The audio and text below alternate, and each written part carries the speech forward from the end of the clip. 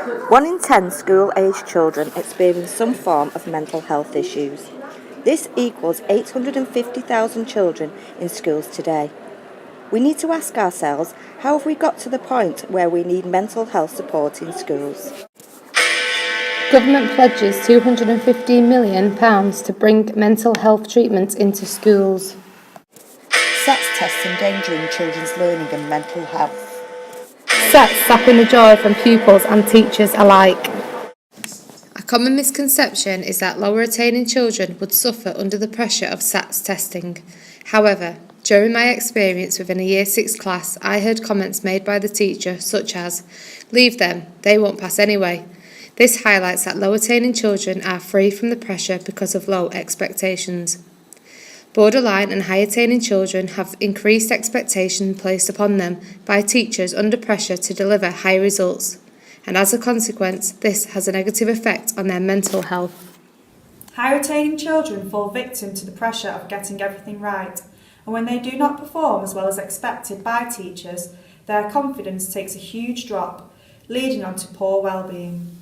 Whilst on practice, I have seen teachers force expectations on high-attaining pupils to exceed expected results through feedback such as, "You can do better than this," or "Try harder next time." But how did the teacher know that the pupil didn't try their hardest?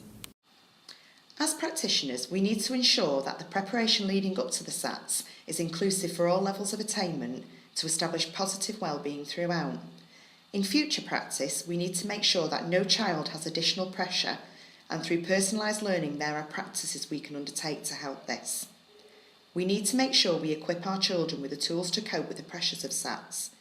This can involve peer support, talking to families and parent education, eliminating negative attitudes towards SATs, normal timetables, and encouraging outdoor activities.